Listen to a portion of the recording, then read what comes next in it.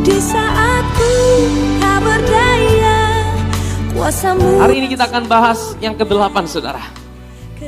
Mari kita buka Keluaran pasal yang ke-10. Berfirmanlah Tuhan kepada Musa, pergilah menghadap Firaun, sebab aku telah membuat hatinya dan hati para pegawainya berkeras, supaya aku mengadakan tanda-tanda mujizat yang kubuat ini di antara mereka. Jadi ini perintah Tuhan pada Musa, pergilah menghadap Firaun sebab aku telah membuat hatinya dan hati para pegawainya berkeras. Saya ingin tanya sama saudara, kira-kira mana yang lebih dulu? Tuhan yang mengeraskan hati Firaun atau Firaun terlebih dahulu mengeraskan hatinya? Mana lebih dulu, saudara? Ya, saudara, karena ini penting, karena dari sinilah kita bisa bangun dasar kepercayaan kita tentang siapa Tuhan itu, saudara. Ya, ini salah satu doktrin. Kalau saya bilang doktrin, saudara jangan anggap terlalu jelimet atau terlalu bagaimana, saudara? Ini adalah satu dasar, saudara. Nah, saudara, ada yang beranggapan Tuhan itu yang memilih untuk mengeraskan hati Firaun.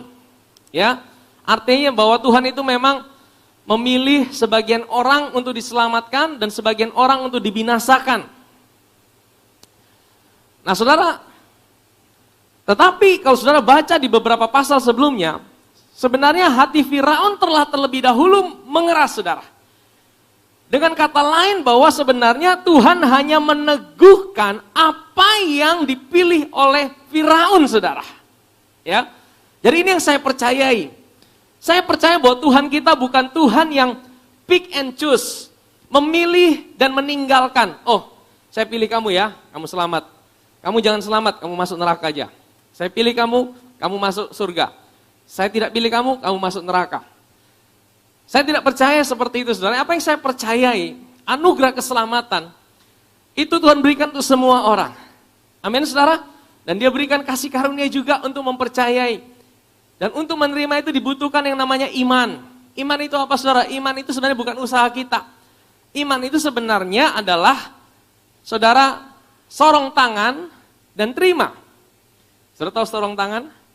Kalau saudara dikasih hadiah, ada orang kasih saudara hadiah, bagian saudara apa? Buka tangan dan terima. Itu iman, saudara. Jadi itu bukan usaha saudara. Iman itulah sorong tangan dan terima. Nah, jadi saudara,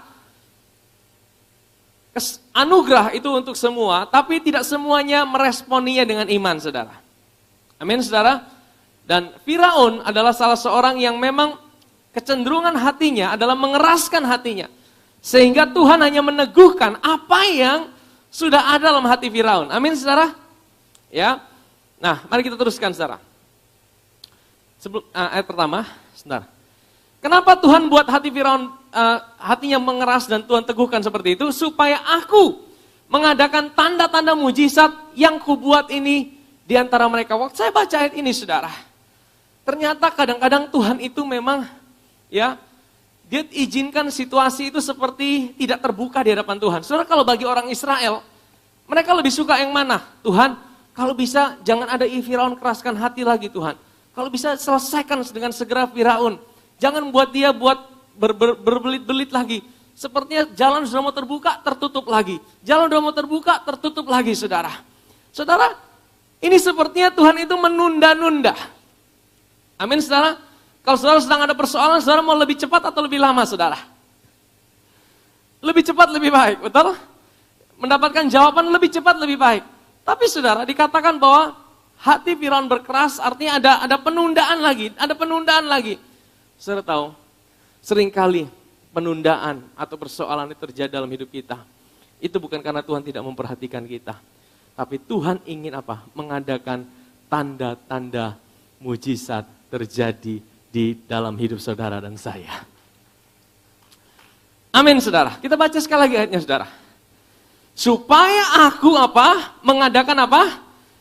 Tanda-tanda mujizat. Jadi Tuhan pakai pintu yang tertutup, Tuhan pakai situasi yang sulit, supaya Tuhan menyatakan, mengadakan tanda-tanda mujizat yang ada. Amin, saudara. Saudara tahu artinya tanda-tanda? Mujizat itu cuma tanda. Katakan mujizat adalah tanda. Saudara tahu tanda itu maksudnya apa? Tanda itu artinya petunjuk. Ya. Kalau saudara mau pergi ke ada tanda belok kiri ke jalan El Tari, ya kan? Tanda itu bukan jalan El Tari. Tanda itu penunjuk jalan. Kalau saudara pergi ke situ, saudara akan ketemu dengan jalan El Tari. Ya. Sama dengan kalau saudara mau pergi ke Soe. Kalau saudara mau pergi ke Soe sampai di jembatan Nelmina, di situ akan ada tanda. Lurus Soe, kanan ke kemana? Kolbano. Yang sering jalan-jalan pasti tahu ini. Kalau orang di luar daerah tidak tahu, maafkan ya. Tapi tanda itu bukanlah Soe dan tanda itu bukanlah Kolbano. Tanda itu cuma menunjukkan kalau saudara ikuti tanda itu, saudara akan sampai ke tanda yang ditunjukkan situ. Nah, saudara, mujizat itu juga cuma tanda. Tanda untuk menunjukkan kepada siapa? Kepada seorang pribadi, saudara. Jadi mujizat itu bukanlah akhir daripada tanda itu. Mujizat itu cuma tanda yang menunjukkan saudara kepada seorang pribadi, sang pembuat mujizat itu, saudara. Amin, saudara. Jadi saudara, jangan berhenti hanya di tanda. Jangan berhenti saudara puas di mujizat. Amin, saudara. Saya percaya mujizat sampai sekarang masih ada. Tapi kalau mujizat yang saudara alami tidak membuat saudara datang lebih dekat sama Tuhan, berarti ada yang salah dengan tanda itu, saudara. Berarti tanda itu tidak menunjukkan sesuatu yang benar dalam hidup saudara. Amin. Termasuk mujizat itu tidak membuat saudara lebih kagum sama hamba Tuhan.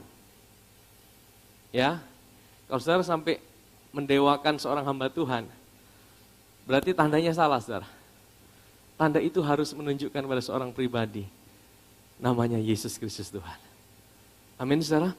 Di dalam Injil Yohanes, semua mujizat yang Yesus buat, itu tidak disebut sebagai mujizat, tapi disebut sebagai tanda. Kalau saudara pelajari itu, saudara. Hanya ada 7 tanda yang dibuat sama Tuhan Yesus waktu di Injil Yohanes. Dan semuanya itu mujizat disebut sebagai tanda. Ya, saya pernah share itu beberapa tahun yang lalu. Itu ada petunjuk, maksudnya tanda apa ini? Tapi semuanya bicara tentang pribadi Yesus. Amin, saudara. Jadi kalau saudara hari ini mengalami mujizat, saudara tahu bahwa itu sebuah tanda untuk menunjukkan saudara kepada seorang pribadi yang mencintai hidup saudara. Amin. Next terus. Dan supaya engkau dapat menceritakan kepada anak cucumu. Nah, ya. Jadi mujizat itu supaya engkau dapat apa? Menceritakan. Jadi kalau ngalamin mujizat, ternyata ada tujuannya Tuhan. Supaya ada kesaksian. Menceritakan itu artinya bersaksi, betul? Tadi sebelum ibadah kita dengar Opa bersaksi bagaimana Tuhan tolong ngalami COVID, ya kan, dalam keluarga, tapi Opa juga diluputkan. Ya, saya mau bilang COVID itu bukan aib, saudara. Ya, jangan sampai kita mendiskreditkan seorang yang kena COVID, wah dia kena aib hukuman Tuhan. Tidak, saudara, ini penyakit biasa. Dan penyakit ini bisa disembuhkan. Amin. Bisa disembuhkan. Ini penyakit biasa, saudara. Ya. Dan tapi tujuan kita ngalamin mujizat apa? Supaya kita menceritakan. Tes untuk testimoni. Ada tes, ada ujian supaya ada kesaksian. Amin, saudara? Ada tes supaya ada testimoni, ada kesaksian. Dan bagaimana saudara ngalami tes ketika seperti semuanya sedang tertutup? Ya, kalau saudara aman-aman saja, hidup saudara datar-datar saja, saudara tidak ngalamin, sepertinya tidak perlu Tuhan saudara dalam hidup ini. Kenapa kita ngalamin situasi yang sulit? Supaya Tuhan mau ajar sama kita, bahwa kita tidak bisa hidup tanpa Tuhan. Amin, saudara? Bahkan di tengah-tengah goncangan yang sedang terjadi di seluruh dunia, ya, sebenarnya Tuhan mau ajar satu pesan yang penting buat kita, bahwa kita tidak bisa hidup tanpa Tuhan. Amin, saudara? Ada satu pesan yang penting di tengah semua situasi yang sedang terjadi saat ini di seluruh dunia, bahwa manusia tidak bisa hidup tanpa Tuhan. Amin, saudara? Manusia harus menyadari ada seorang pribadi yang menciptakan hidupnya, dan manusia diciptakan untuk selalu tergantung dengan Tuhan. Ya, next terus. supaya engkau dapat menceritakan kepada anak cucumu bagaimana aku mempermain-mainkan orang Mesir dan tanda-tanda mujizat mana yang telah kulakukan di antara mereka. Supaya apa? Supaya kamu mengetahui bahwa akulah Tuhan, akulah Yahweh. Jadi sekali lagi tanda, itu cuma tanda. Supaya apa? Supaya saudara mengenal Yahweh. Siapa itu Yahweh? Allah yang menjadi manusia, yang buat perjanjian di atas kayu salib. Saudara mengenal dia dengan benar. Amin saudara. Ya, tujuan mujizat adalah supaya saudara mengenal Tuhan dengan benar. Next, terus. Lalu Musa dan Harun pergi menghadap Firaun dan berkata kepadanya, beginilah firman Tuhan, Allah orang Ibrani. Berapa lama lagi engkau menolak untuk merendahkan dirimu di hadapanku? Saudara, jadi saya pernah bilang gini saudara, dosa yang paling besar itu bukan mencuri, berbohong, ya, dan sebagainya. Tapi dosa yang paling besar adalah kesombongan saudara. Karena kalau dosa paling besar kesombongan karena apa? Kalau waktu seseorang itu sombong, sebenarnya dia pikir dia bisa jalani hidupnya dengan kekuatannya sendiri. Orang sombong itu tidak perlu Tuhan dalam hidupnya. Dan saudara, itu akar segala kejahatan yang lain sebenarnya. Firman Tuhan berkata akar segala kejahatan adalah cinta akan uang. Kenapa orang cinta akan uang? Karena orang pikir dengan uang dia bisa hidup tanpa Tuhan, saudara. Jadi akarnya sebenarnya adalah di Taman Eden, ketika mereka makan buah pohon itu mereka mau terpisah dari Tuhan. Tapi manusia tidak bisa terpisah dari Tuhan. Makanya dosa paling besar itu kesombongan. Tuhan paling benci dengan dosa kesombongan, saudara. Karena waktu kita sombong, kita berkata, jadi sombong itu ada dua, saudara. Sombong itu kelihatan yang, wah, saya tidak perlu Tuhan. Tapi yang kedua juga waktu kita minder. Saudara tahu minder? Rendah diri, ya. Saudara tahu, saudara melihat harga diri saudara berdasarkan situasi saudara. Saudara juga sombong, saudara. Karena saudara lihat diri saudara terpisah dari Tuhan. Jadi sombong itu sebenarnya apa? Terpisah dari Tuhan, itu saudara. Ya. Next, terus. Berapa lama lagi engkau menolak untuk merendahkan dirimu di hadapanku? Biarkanlah apa? Umatku pergi. Ini tema utama kitab Keluaran, saudara. Let my people go. Biarkanlah umatku pergi supaya mereka apa? Beribadah kepadaku. Jadi tujuan Tuhan membebaskan saudara apa, saudara? Tuhan tidak membebaskan saudara hanya untuk ya sekedar udah dibebaskan. Tuhan mati dan bangkit untuk apa? Supaya saudara bisa menjadi satu dengan Dia. Beribadah bagi kita hari ini bukan sekedar kita kumpul di gereja, naikkan pujian 2-3 lagu, berdoa dengar firman. Bukan sekedar itu saudara. Ibadah itu artinya saudara tahu hari ini saudara ada di dalam Kristus. Amin. Saudara punya kehidupan Kristus yang menjadi identitas saudara. Saudara bukan lagi ada di dalam kegelapan. Ya.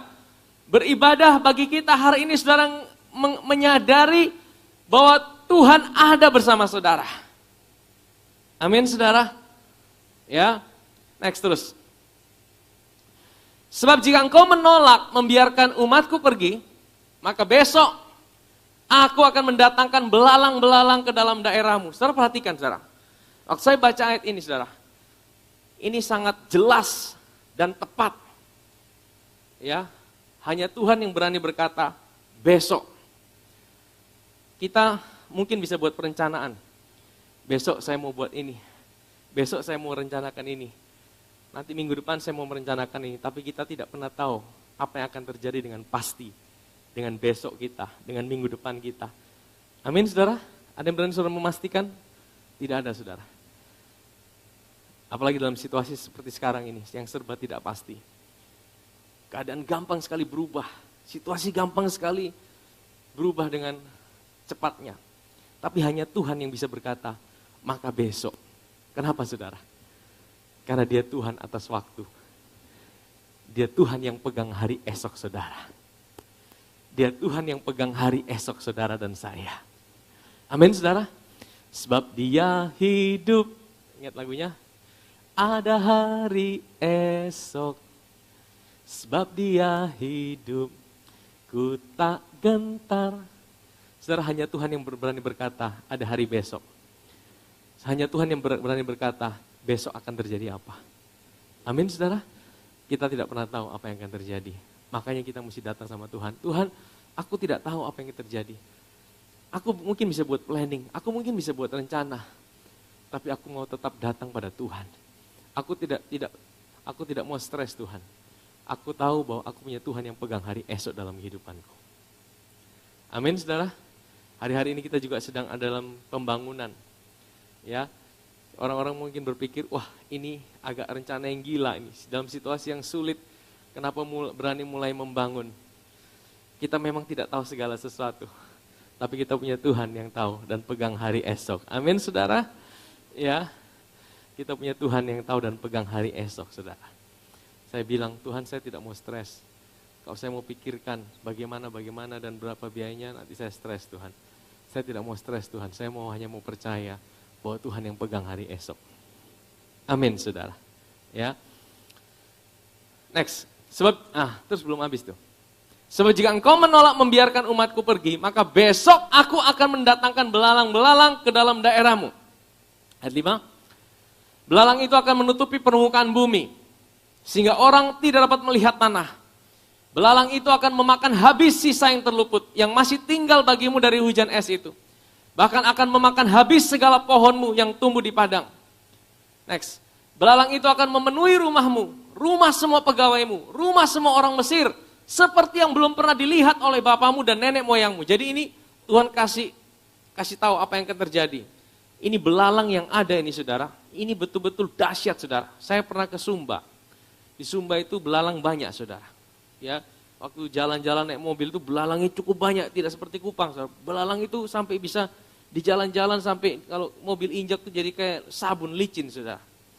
Tapi ini firman Tuhan bilang, belalang yang ada pada zaman Mesir tidak pernah terjadi sebelumnya. Nanti saudara baca, dan tidak akan pernah ada seperti itu, saudara. Dia menutupi seluruh Mesir sampai gelap gulita, saudara. Wih, ini betul-betul dahsyat, saudara. Ya, next terus. Lalu berpalinglah ia dan keluar meninggalkan Firaun. Jadi Musa dan Harun cuma datang kasih tahu, kalau kamu tidak biarkan umatku pergi, kata Tuhan, besok akan terjadi ini. Sudah, selesai. Langsung mereka tinggal. Ya, apa yang terjadi, saudara? Ayat berikutnya. Sesudah itu, berkatalah para pegawai Firaun kepadanya, berapa lama lagi orang ini akan jadi jerat kepada kita? Biarkan orang-orang itu pergi, supaya mereka beribadah kepada Tuhan, Allah mereka. Belumkah Tuanku insaf? Mereka udah ngalami beberapa kali, itulah saudara. Belumkah Tuanku insaf bahwa Mesir pasti akan binasa? Jadi ini sudah, mereka udah punya firasat, ini Mesir akan binasa ini. Tapi namanya Firaun, saudara. Firaun tidak menyerah. Ya, next ayat yang ke-8. Lalu Musa dan Harun dibawa kembali kepada Firaun. Jadi dipanggil mereka kembali.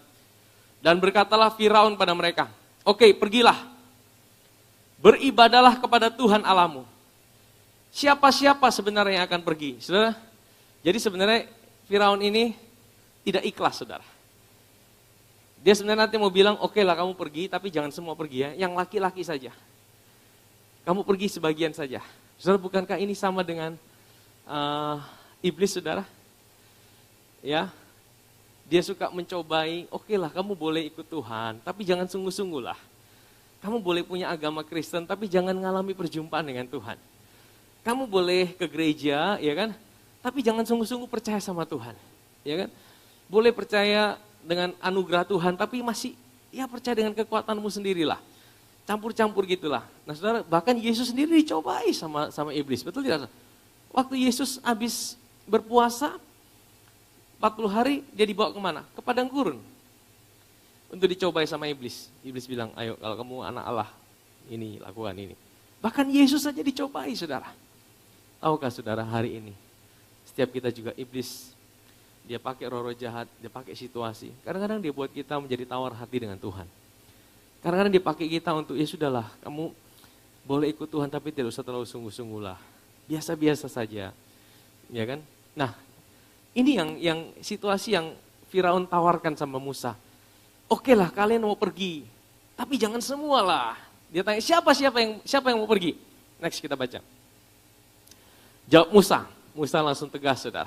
Kami hendak pergi dengan orang muda, orang tua, anak laki-laki, anak perempuan, kambing domba, lembu sapi.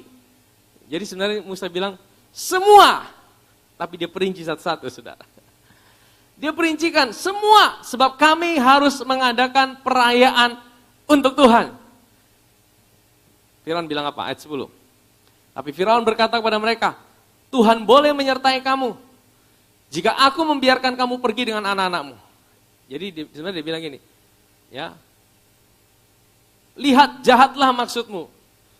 Ini agak kurang, saya waktu baca bahasa Indonesia saya kurang ngerti, saudara. Tapi waktu saya baca bahasa Inggrisnya, di situ saya lebih ngerti maksudnya gini, saudara. Ya, coba tampilkan, saya mau bacakan bahasa Inggrisnya, saudara, ya. Dalam New King James, di ayat yang ke-10 dikatakan, Then he said to them, the Lord had better be with you. Ya, the Lord better be with you when I let you and your little ones go. Saya baca dalam New King James, itu King James Version yang lama. Beware, for evil is ahead of you. Jadi sebenarnya dia tuh agak sedikit mengintimidasi, saudara. Dia mengintimidasi sama Musa. Oh, Tuhan itu sebaiknya menyertai kamu, better be with you. Waktu aku mengizinkan kamu dan anak-anakmu pergi. Jadi sebenarnya dia bilang, kalau kamu pergi sama anak-anakmu, mudah-mudahan Tuhan menyertai kamu, better be with you. Karena apa? Evil is before you. Sesuatu yang jahat ada di depan kamu. Saudara, ini dia memberikan sebuah ketakutan kembali kepada Musa. Bukankah iblis juga pendakwah yang seringkali buat kita ketika kita mau melangkah, dia seringkali buat kita ketakutan dalam hidup ini. Ya, kadang-kadang kita tidak tahu, kita tidak sadar, tiba-tiba panah api itu masuk dalam pikiran kita. Wah, ada ketakutan, ada kekhawatiran, ada intimidasi yang dibuat kita jadi lemah akhirnya. Tahukah saudara? Kadang-kadang kita tidak sadar, saudara. Itu panah api si iblis yang buat kita jadi lemah dalam hidup ini. Amin. Ya, dia bilang, ya Tuhan menyertai kamu, tapi hanya Tuhan tidak sungguh-sungguh menyertai kamu. Kamu melangkah, jangan-jangan Tuhan biarkan kamu berjalan sendirian. Ya, sama seperti ketika kita mulai memutuskan untuk membangun, saudara. Wah, kadang-kadang ada pikiran, wah bagaimana ini? Semua panah api mulai masuk, saudara. Tapi saya bilang, Tuhan, saya tidak mau stres, Tuhan. Saya percaya Tuhan menyertai. Kalau Tuhan yang menyertai, Tuhan juga yang akan memberkati. Dan Tuhan juga akan menyelesaikan sampai dengan pada akhirnya. Amin, saudara. Ya, next terus. Dia bilang gini, bukan demikian, kamu boleh pergi. Ini Firaun bilang gini, kamu boleh pergi, tapi hanya laki-laki saja. Dan beribadahlah kepada Tuhan, sebab itulah yang kamu kehendaki. Jadi dia kembali suruh beribadah, tapi suruhnya ini tidak tulus, saudara. Ya kan? Dia tidak sungguh-sungguh mau orang Israel pergi. Dia mau tahan yang sebagian, saudara. Ya, dia mau tahan yang wanita, anak-anak dia tahan. Saudara, itulah iblis, saudara. Iblis tidak ingin saudara sungguh-sungguh ngalamin Tuhan dalam hidup saudara. Oke lah, kalian boleh kenal Tuhan, tapi sedikit-sedikit saja ya. Yang lain sebagian besar saya masih ikat, saya masih tahan. Next terus. Sebab itulah yang kamu kehendaki, lalu apa? Mereka diusir dari depan Firaun. Artinya Musa berkeras, tidak. Akhirnya Firaun marah, diusir. Sudah, kalian pergi. Nah, saudara, kadang-kadang ya itu sudah. Dia tidak bisa pakai intimidasi, dia mulai bikin ketakutan dalam hidup saudara dan saya. Ya, siapa dia? Iblis, saudara. Ya. Next, ayat 12. Nah ini, saudara. Berfirmanlah Tuhan kepada Musa, ulurkanlah tanganmu ke atas tanah Mesir, mendatangkan belalang, dan belalang akan datang meliputi tanah Mesir dan memakan habis segala tumbuh-tumbuhan di tanah, semuanya yang ditinggalkan oleh hujan es. Waktu saya baca ayat ini, saudara, dikatakan berfirmanlah Tuhan pada Musa, ulurkanlah tanganmu ke atas tanah Mesir. Ya, saudara, apa hebatnya tangannya Musa, saudara? Apakah Tuhan tidak bisa langsung menurunkan belalang atas tanah Mesir? Bisa tidak, saudara? Kenapa dia harus bilang sama Musa, Musa, ulurkan tanganmu? Apa hebatnya tangannya Musa? Ayat 13 coba. Lalu Musa mengulurkan apa? tongkatnya ke atas tanah Mesir. Apa hebatnya tongkatnya Musa, saudara? Itu tongkat biasa, tongkat jelek, tongkat yang menyertai dia 40 tahun waktu dia menjadi gembala. Apa hebatnya tongkat Musa? Tongkat Musa tidak ada hebatnya, saudara. Sebenarnya bagi Tuhan, kalau Tuhan mau langsung datangkan belalang, tidak perlu pakai tongkat Musa, tidak perlu dia suruh Musa angkat tangan. Tuhan tinggal sebutkan saya, Tuhan tinggal perintahkan seluruh belalang di seluruh dunia akan kumpul di Mesir. Tapi kenapa dia harus suruh Musa? Kita dapatkan satu pelajaran di sini, saudara.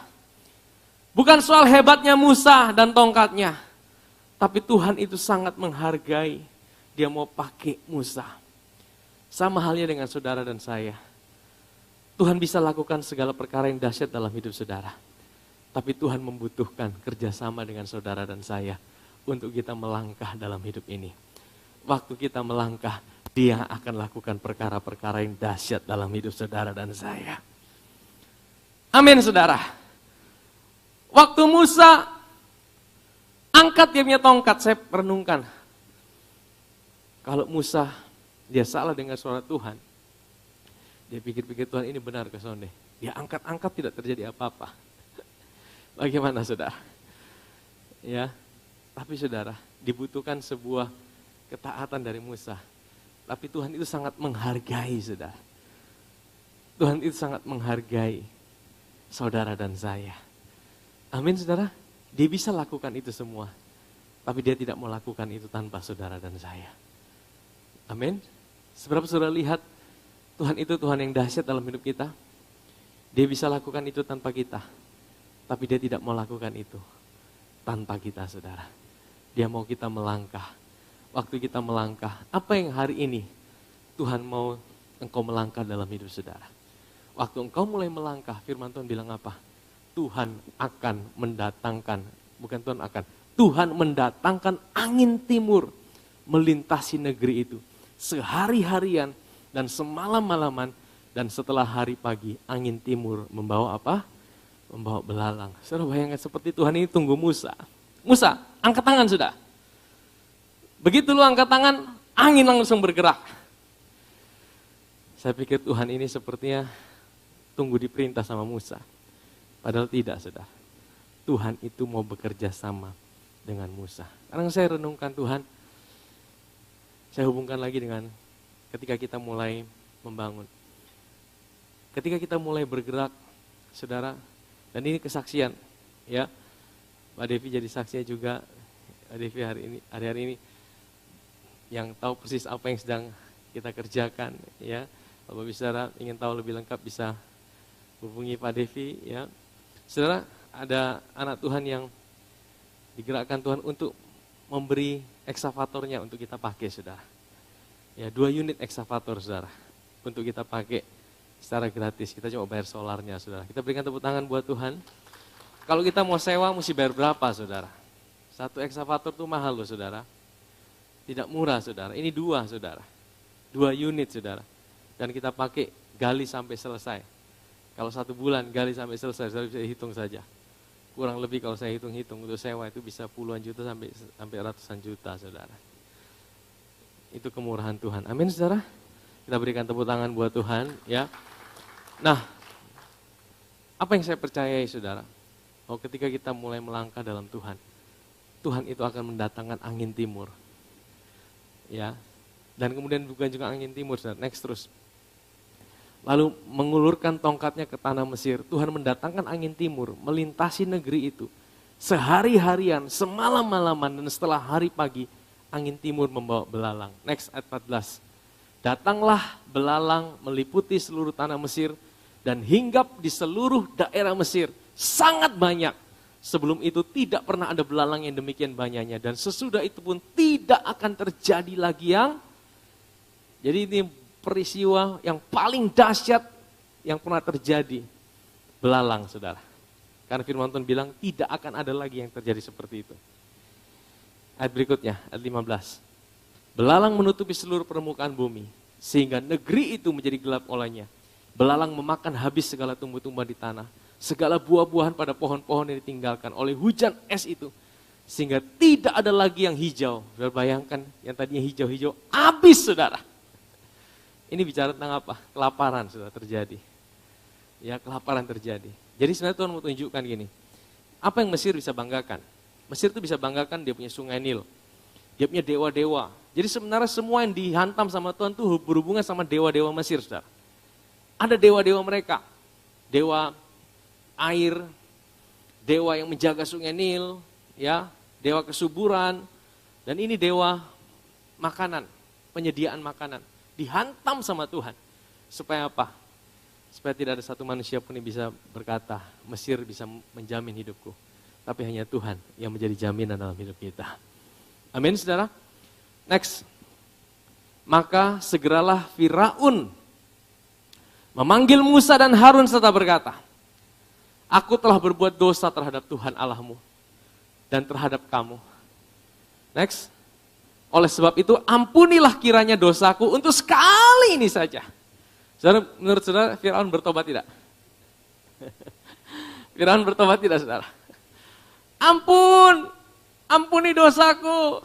Bertobat tidak, saudara? Jadi bertobat itu sebenarnya bukan soal minta ampun dosa. Bertobat itu metanoia, saudara. Firaun itu kelihatannya bertobat. Tapi sebenarnya dia tidak bertobat. Karena apa? Dia minta ampun. Yang menggerakkan dia untuk minta ampun karena apa? Karena ketakutan. Ketakutan apa? Wih, ngeri ini. Ini seluruh Mesir gelap gulita. Kena belalang. Kalau hari ini mungkin kita bilang, kena corona seluruh dunia. Rame-rame, ayo bertobat, bertobat. Kalau saudara bertobat hanya karena corona, sebenarnya itu bukan pertobatan yang sejati, saudara. Karena apa? Kalau saudara bertobat hanya karena takut kena corona, nanti coronanya sudah tidak ada. Saudara tidak jadi bertobat, saudara. Kalau saudara hanya bertobat karena diberitahu, ayo bertobat kalau tidak masuk neraka. Bagaimana kalau tidak ada neraka? Bagaimana kalau tidak ada neraka? Kita tidak akan bertobat, saudara. Kalau pertobatan kita hanya dimotivasi oleh karena ketakutan, itu bukan pertobatan yang sejati, saudara. Pertobatan yang sejati adalah bagaimana engkau ngalamin pengenalan tentang siapa Tuhan dan siapa Bapa kita di sorga. Kenapa engkau mau datang sama Tuhan? Apa yang menggerakkan hidupmu mau datang sama Tuhan? Kalau engkau digerakkan oleh ketakutan, sebenarnya itu bukan pertobatan yang sejati. Anak bungsu, waktu dia jauh dari bapaknya, dia kelaparan. Firman Tuhan berkata, bahkan untuk makan ampas babi saja tidak ada. Waktu dia kelaparan, dia ingat rumah bapaknya. Apa yang buat dia kembali ke rumah bapak? Lapar. Apakah anak itu sudah bertobat? Anak itu belum sungguh-sungguh bertobat. Karena apa? Karena dia cuma lapar. Kalau dia tidak lapar, dia tidak datang sama bapaknya. Kapan anak itu sungguh-sungguh bertobat? Waktu dia berjumpa dengan bapaknya. Dia dicium di leher. Waktu dia dicium di leher, dia tahu. Bapaknya bilang, apapun keadaanmu, engkau tetap anakku. Amin, saudara. Engkau mau jauh, dekat, engkau tidak pernah berubah. Engkau tetap anakku. Saudara, pertobatan itu adalah bagaimana engkau mengenal Yesus dan karyanya dan siapa Bapa kita di sorga. Amin, saudara. Dan pertobatan yang sejati membebaskan kita, memampukan kita untuk melakukan sesuatu buat Tuhan dengan sebuah dasar yang benar, saudara. Ya, waktu kita datang sama Tuhan, waktu kita melayani Tuhan, waktu kita lakukan sesuatu buat Tuhan, kadang-kadang ada dua orang mungkin lakukan hal yang sama, tapi yang satu digerakkan oleh karena ketakutan. Kalau aku tidak lakukan ini, kalau aku tidak melayani Tuhan, nanti aku dikutuk sama Tuhan. Nanti Tuhan tinggalkan aku. Aku tidak diberkati Tuhan. Tapi yang satu melayani Tuhan, aku mau melayani Tuhan karena apa? Aku ngalamin cinta Tuhan. Aku tahu dia Tuhan yang baik. Saat aku gagal, dia tidak tinggalkan aku. Waktu aku sedang mengalami situasi yang sulit, dia selalu ada buat aku. Waktu aku sedang mengalami kesusahan, dia tidak pernah biarkan aku berjalan sendirian. Dia tidak pernah paksa aku melayani dia. Tapi aku mau melayani dia karena aku mengalami cintanya dia. Dua-duanya lakukan hal yang sama, saudara. Tapi yang satu dimotivasi Kalau aku tidak lakukan ini, waduh aku masuk neraka. Kalau aku tidak lakukan ini, aku tidak diberkati. Kalau aku tidak lakukan ini, aku ditinggalkan. Yang satu lakukan, aku mau lakukan ini. Karena aku tahu, apapun keadaanku, Tuhan itu sudah mencintai aku. Amin, saudara. Ya, itu pertobatan yang sejati, saudara. Makanya, Firaun kelihatannya bertobat. Oleh sebab itu ampunilah kiranya dosaku. Sekali ini saja. Berapa kita sering datang ke Tuhan. Tuhan ampuni aku sekali ini saja. Ya kan? Dan berdoalah pada Tuhan Allahmu supaya bahaya maut ini dijauhkannya daripadaku. Boleh tidak kita minta Tuhan, Tuhan jauhkan aku dari corona. Bisa tidak? Boleh, sudah tidak salah. Ya. Tetapi memang kalau ada hal yang memang harus digenapi oleh firman Tuhan, kita tidak bisa bilang Tuhan jangan lakukan itu, jangan diizinkan itu terjadi. Semua ini sedang terjadi penggenapan apa yang akan memang harus terjadi, saudara. Tapi yang kita doakan adalah Tuhan di tengah-tengah situasi yang ada. Aku tahu Tuhan ada bersama aku. Aku tahu Tuhan tidak pernah tinggalkan aku. Aku tahu aku bisa tetap menuai bahkan di tengah-tengah situasi yang sulit. Amin, saudara. Next terus. Lalu keluarlah Musa meninggalkan Firaun dan berdoa kepada Tuhan. Ayat 19. Maka Tuhan membuat angin bertiup dari jurusan sebaliknya. Tadi dari timur. Sekarang angin barat yang sangat kencang yang membawa belalang itu dan melemparkannya ke dalam laut Teberau. Tidak ada satu belalang pun yang tinggal di seluruh daerah Mesir. Saudara bisa bayangkan. Tadinya itu seluruh Mesir gelap. Tapi kemudian Tuhan balikkan. Dia kirim angin barat. Itu artinya apa, saudara? Itu betul-betul Tuhan, saudara. Ya. Kalau saudara sedang mengalami situasi yang sulit, di saat saudara tidak mampu, disitulah saudara bisa punya kesempatan untuk melihat, ini Tuhan yang kerja dalam hidupku. Amin. Kalau semua situasi bisa saudara hadapi dengan kekuatan saudara sendiri, saudara tidak perlu Tuhan dalam hidup saudara. Tapi kalau saudara bilang, Tuhan aku tidak mampu, itu sebenarnya suatu kesempatan. Engkau bisa lihat, Tuhan engkau bekerja dalam situasiku. Amin, saudara. Yang terakhir, saudara, ayat 20. Tapi Tuhan mengeraskan hati Firaun sehingga tidak mau membiarkan orang Firaun bertobat tidak, saudara? Tidak bertobat, saudara. Begitu masalahnya selesai, lupa, saudara. Ya kan? Makanya pertobatan yang oleh karena ketakutan, itu bukan pertobatan yang sejati. Kalau pertobatan karena engkau mengalami cinta Tuhan, itu adalah pertobatan yang sejati dalam hidup saudara. Amin, saudara. Ya, saya berdoa kita boleh ngalamin sesuatu, kita boleh datang pada Tuhan, apapun keadaan kita, saudara bukan datang pada Tuhan karena corona. Ya, saudara bukan datang pada Tuhan karena situasi yang sulit. Situasi sulit, situasi baik, situasi tidak baik, situasi apapun juga. Saudara kita bisa terus datang pada Tuhan. Amin, saudara. Karena kita punya Tuhan yang setia di dalam hidup ini. Haleluya.